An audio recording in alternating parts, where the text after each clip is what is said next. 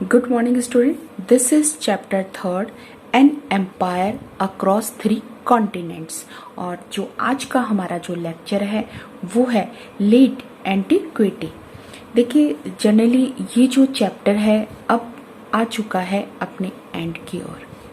तो यहाँ पे हम इस चैप्टर में एट लास्ट हम डिस्कशन करेंगे उस cultural transformation of Roman world in its final centuries. अब लेट एंटिक्विटी का जो टर्म है वो डिस्क्राइब कर रहा है वो फाइनल स्टेज के बारे में, जहाँ पे हम 3rd और 7th सेंचुरी को स्टडी करेंगे।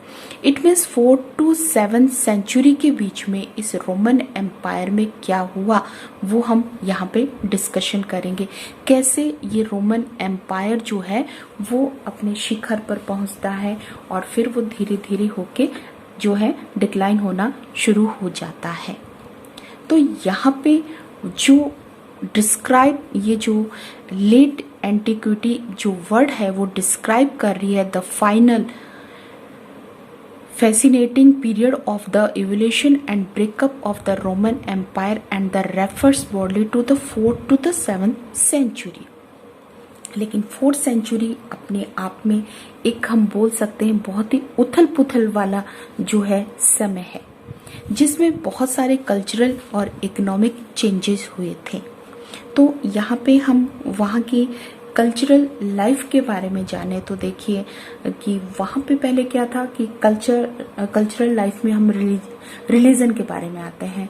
तो रिलीजन में क्या हुआ था कि हम पहले ऑलरेडी डिस्कशन कर चुके हैं कि जो कॉन्स्टेंटाइन जो फर्स्ट जो रूलर था उसने क्या किया कि उसने क्रिश्चियन रिलीजन को ऑफिशियल रिलीजन डिक्लेयर कर दिया था। और जो मोस्ट इम्पॉर्टेंट जो यहाँ पे एक बहुत बड़ी जो घटना या मानिए बहुत बड़ा जो चेंज हुआ है वो है आपका 7th सेंचुरी में द राइज ऑफ इस्लाम। लेकिन यहाँ पे कॉन्स्टेंटाइन जितना इम्पोर्टेंट है उतना ही इम्पोर्टेंट दूसरा रूलर द एम्पर डायोक्लिशियन भी है। अब देखिए, सबसे पहले हम इसको बुक में कुछ यहाँ पे दिया हुआ है, लेकिन हम इन दोनों रूलर के जो है अचीवमेंट के बारे में स्टडी करते हैं। जो हमारा जो रूलर है द एम्परर डायोक्लिशियंस जो है उनका जो टाइम पीरियड है वो है 284 to 305 बिटवीन इनका टाइम पीरियड रहा है। अब ये जो रूलर था ये यहाँ पे मैंने कट बैक लिखा है, जिसमें उसने क्या किया कि इसके समय में जो इसका साम्राज्य था, जो इसका एम्पायर था वो दूर दूर तक फैला हुआ था। तो ओवर एक्सपेंशन जो इसके एम्पायर खाता था उसने क्या किया, उसको छोटा किया, बाउंड्री को छोटा किया कि वो एरियाज जिनका कोई इकोनॉमिक वैल्यू नहीं है या फिर जो सिर्फ नाम से इसके जुड़े हुए हैं उन सबको इसने कट बैक कर दिया। अब दूसरा, उसने जितना भी साम्राज्य इसके पास अब जो रहता है, जो भी साम्राज्य इस रूलर के पास रहता है उसको क्या करता है, फोर्टिफाइड द फ्रंटियर्स, चारों तरफ वो बाउंड्री बनाता है। रीऑर्गेनाइज प्रोविंशियल बाउंड्रीज, जितनी भी इसके जो एरियाज हैं, जो इसके अंदर जो प्रांत है उसको वो रीऑर्गेनाइज करता है। और सिविलियन यहाँ पे क्या है कि जो नागरिक जो separate civilian from the military functions. अब उसने क्या किया, अपनी ही इस एम्पायर के अंदर जो नागरिक हैं उनको अलग रखा है, जो मिलिट्री फंक्शन करने वाले लोग हैं उनको अलग रखा है। इट मीन्स मिलिट्री और नॉन मिलिट्री को उसने अलग, फंक्शन को उसने अलग कर दिया है। Granting greater autonomy to the military commanders, वो जो चाहता था कि अब उसके पास जितना भी एरिया है, जितना भी उसके अंडर में जो उसका एम्पायर है उसको वो स्ट्रॉन्ग करना चाहता था। स्ट्रॉन्ग करने के लिए उसे मिलिट्री, तो उसने मिलिट्री की रिक्वायरमेंट और मिलिट्री के ऊपर उसने अच्छा खासा फोकस किया है। और इतना अच्छा चेंजेस किया है उनको, जो इतने उसने राइट्स दिए हैं कि वो धीरे धीरे जो है वो पावरफुल ग्रुप बन गया। मिलिट्री जो है वो पावरफुल ग्रुप में जो है कन्वर्ट हो गई। अब हम ये हमारे कंप्लीट हो गए हैं कि उसने बाउंड्री को, जो पहले बहुत ज़्यादा ओवर जो एक्सपेंशन हो गया था उसके एम्पायर का, उसको उसने लिमिट दी है, उसको उसने कम किया है। दूसरा, जो भी एरिया अब उसके पास है उसको वो एक स्ट्रॉन्ग ऑर्गेनाइजेशन में कन्वर्ट करना चाहता है, वो उसको सेफ्टी चाहता है, उसकी वो सुरक्षा चाहता है, तो फोर्टिफाइड द फ्रंटियर्स और reorganise provincial boundaries, separate civilian from military functions and military commanders को उसने इतना स्ट्रॉन्ग कर दिया है कि वो उनको पावर दिया है और वो पावर को अच्छा खासा एंजॉय कर रहे हैं, और जिसका रिजल्ट ये हो गया है become a more powerful group. अब नेक्स्ट एम्परर के बारे में जानते हैं कि उन्होंने कौन कौन से इनोवेशन किए हैं।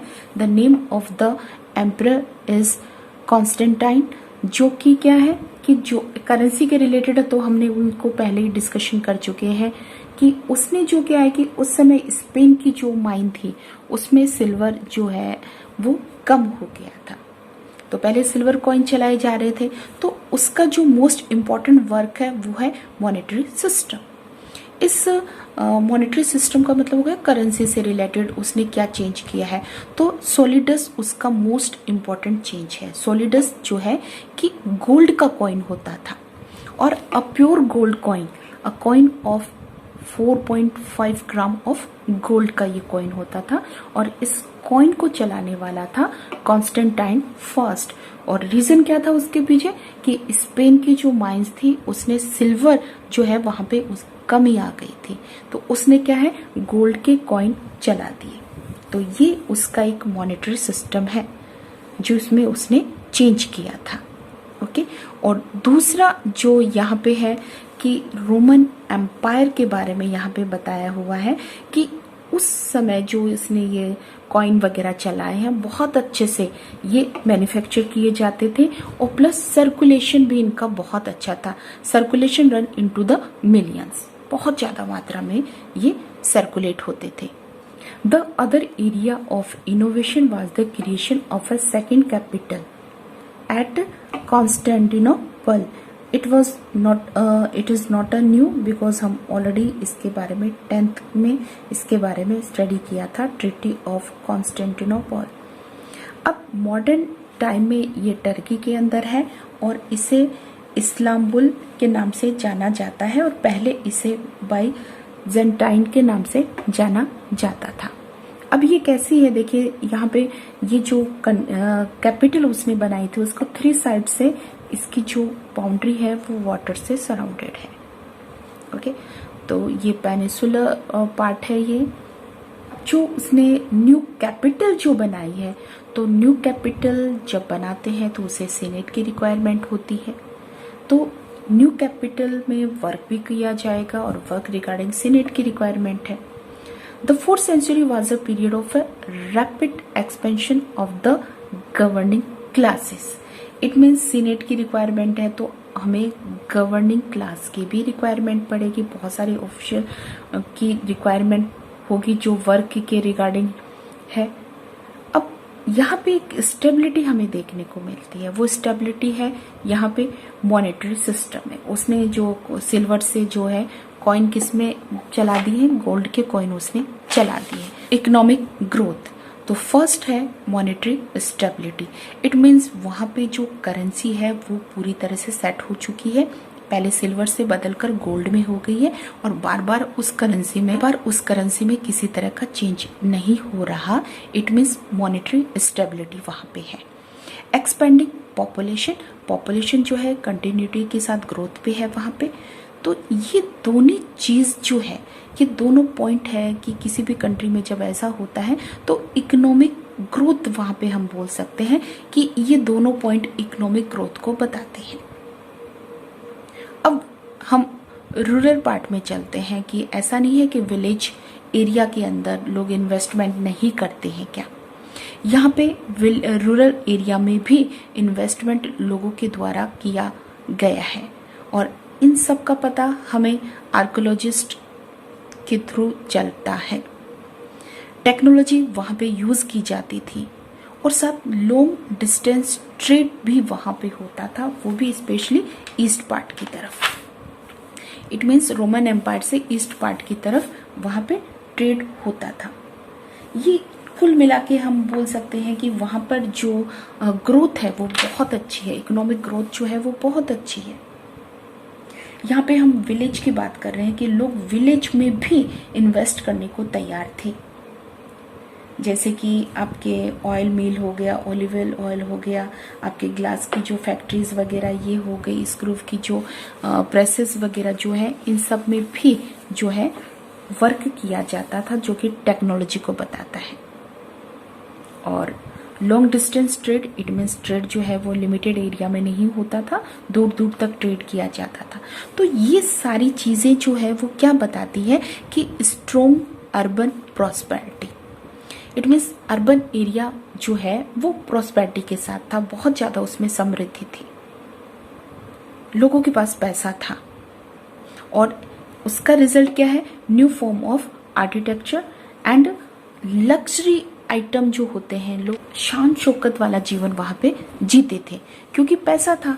जब किसी भी यहाँ पे हम अर्बन एरिया की बात करते हैं कि अर्बन एरिया में प्रॉस्पेरिटी है और वो भी स्ट्रॉन्ग प्रॉस्पेरिटी है, तो वहाँ पे क्या है कि लोगों के पास पैसा है, लोग खर्च कर रहे हैं और एक कंफर्ट लाइफ जो है वो स्पेंड कर रहे हैं। वहाँ पे जो रूलिंग क्लास है, जो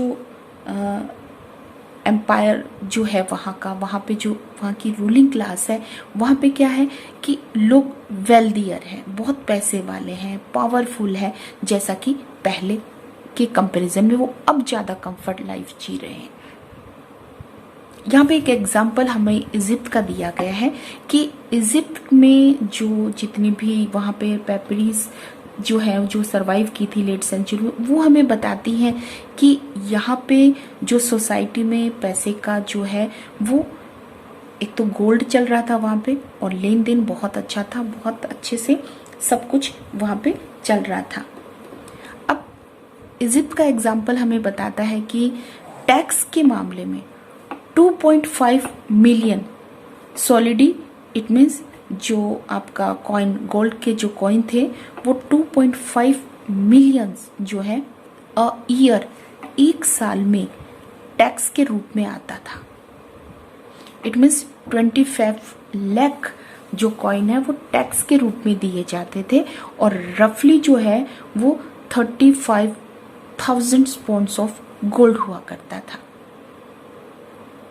ओके, तो ये चीज़ें क्या बता रही है कि बहुत अच्छी वहाँ की जो अर्बन एरियाज जो है, अर्बन जो सिटीज़ हैं, उनकी लाइफ जो है बहुत अच्छी है।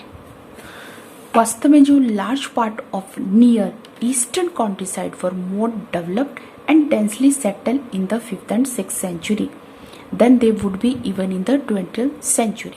मतलब 20th सेंचुरी में भी वो इतनी ज़्यादा वो स्टैब्लिश नहीं है या स्टेबल नहीं है या उनकी लाइफ इतनी प्रॉस्पेरस नहीं है जितनी कि उस टाइम पर उन लोगों की थी।